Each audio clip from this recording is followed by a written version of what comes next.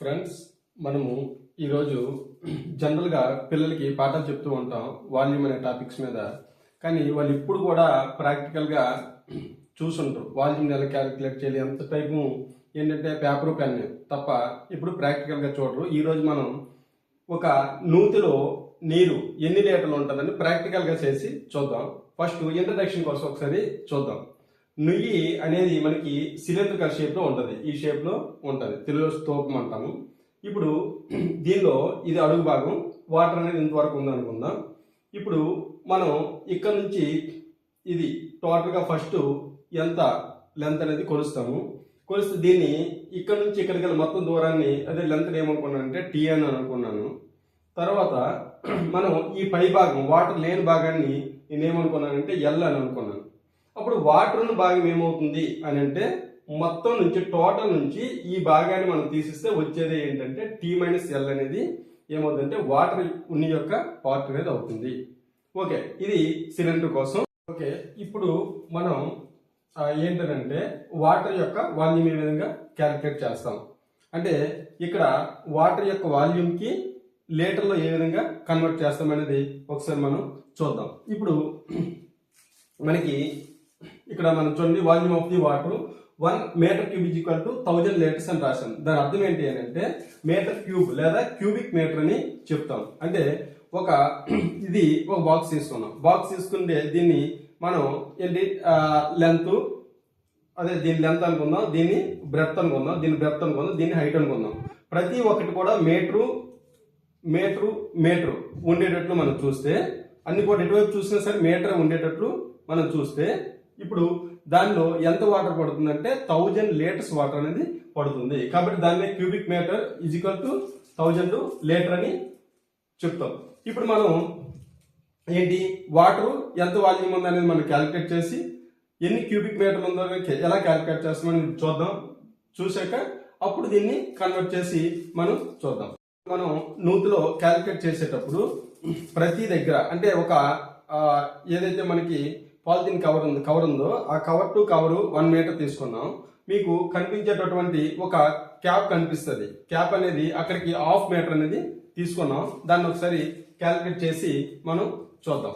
Okay, ఇప్పుడు diameter ని కొలుద్దాం. Length మనం ఆల్రెడీ కొలిసాం. డయామీటర్ ని ఒకసారి కొలుద్దాం, చూద్దాం ఎలా కొలుద్దాం. చూడండి ఒకసారి ఆ పైన పట్టుకోండి. ఓకే, అక్కడ అలా ఉంచండి ఫిక్స్డ్గా. ఓకే, చూడండి దీన్ని ఫాలో అవుదాం. అది కరెక్ట్గా ఎడ్జ్లో పెట్టాలి. అక్కడ ఎడ్జ్లో పెట్టాక ఇది వాల్యూ ఫాలో అవ్వండి.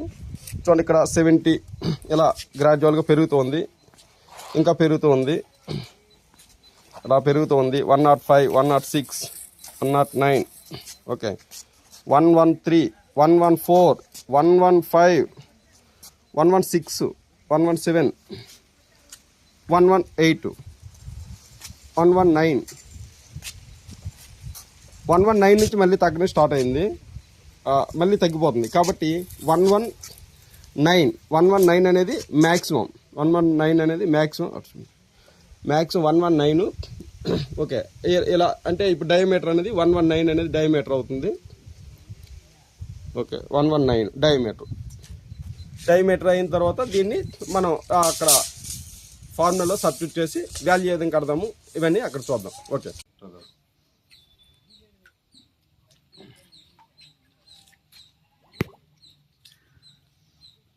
1 metre, 2 metre, 3 metre, 4 metre, 5 metre, 6 metre, 6.5 metre, 6.5 metre, half metre, 1 metre, approximate half metre, total 2 metre. Total depth 8.5 metres. ఈ పైన ఉన్నటువంటి లెంత్ 2 మీటర్స్. ఇక్కడ నుంచి వాటర్ నుంచి ఇక్కడికి ఉన్నటువంటి డెప్త్ అనేది 2 మీటర్స్. 8.5 minus 2 metres. కాబట్టి వాటర్ ఉండేది 6.5 మీటర్స్ అనేది ఉంటుంది వాటర్. కాబట్టి మనం సిలిండర్గా తీసుకుంటే దాని యొక్క హైట్ అనేది ఎంత అవుతుందని అంటే 6.5 మీటర్స్ అనేది ఈ వాటర్ ఎంత లెంత్ ఉంది అని అంటే 6.5 మీటర్స్ ఉంది. ఓకే, సరే. ఓకే, ఇప్పుడు మనం దీని యొక్క డయామీటర్ ని చూసాం. డయామీటర్ అంటే ఇక్కడ నుంచి ఇక్కడికి గల దూరం మొత్తం మనం కొలిసాం. ఓకే, అది మనకి ఎంత వచ్చిందంటే 119 అని చెప్పాను. 119 అంటే ఏంటంటే ఇక్కడ నేను తీసుకునేది ఇంచెస్ లో తీసుకున్నాను కాబట్టి 119 ఇంచు. కాబట్టి 119 1 ఇంచ్ అంటే 2.54 సెంటీమీటర్. కాబట్టి దీన్ని మల్టిప్లికేషన్ చేస్తే 302.26 సెంటీమీటర్ వచ్చింది. అంటే ఇంచుమించుగా 302 సెంటీమీటర్ అంటే 300 దగ్గరలో ఉంది కాబట్టి 3 మీటర్స్ గా నేను రాసుకోవచ్చు. డయామీటర్ 3 మీటర్స్ అయ్యేటప్పుడు రేడియస్ ఎంత అవుతుందంటే డయామీటర్ సగం ఉంటుంది. మొత్తం 3 మీటర్స్ అయితే రేడియస్ అనేది మిడిల్ పాయింట్ నుంచి ఇక్కడ వరకు ఉంటుంది కాబట్టి 3/2 is equal to 1.5 metre.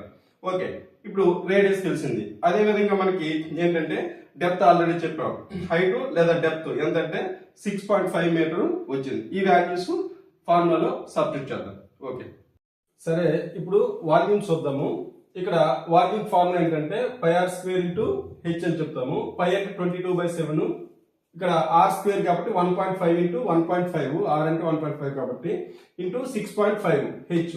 Okay, దీన్ని మల్టిప్లికేషన్ చేసి సింప్లిఫై చేస్తే 45.96 మీటర్ క్యూబ్ వస్తుంది. 45.96 అంటే అప్రాక్సిమేట్ గా ఎంత ఉందని అంటే 46 మీటర్ క్యూబ్ అనేది ఉంటుంది.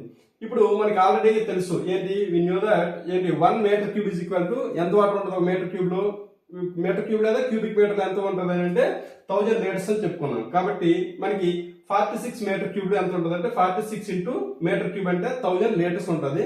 కాబట్టి టోటల్ గా 46,000 లీటర్స్ వాటర్ అనేది ఆ నూతిలో ఉన్నది అని మనం చెప్పొచ్చు. ఓకే ఫ్రెండ్స్, ఈ వీడియో మీకు నచ్చింది అనుకుంటున్నాను. ఇలాంటి వీడియోస్ ఇంకా చాలా ప్రాక్టికల్ గా చేయాలనుకుంటున్నాను. ఓకే, కోఆపరేట్ చేస్తారని అనుకుంటున్నాను. Thank you very much.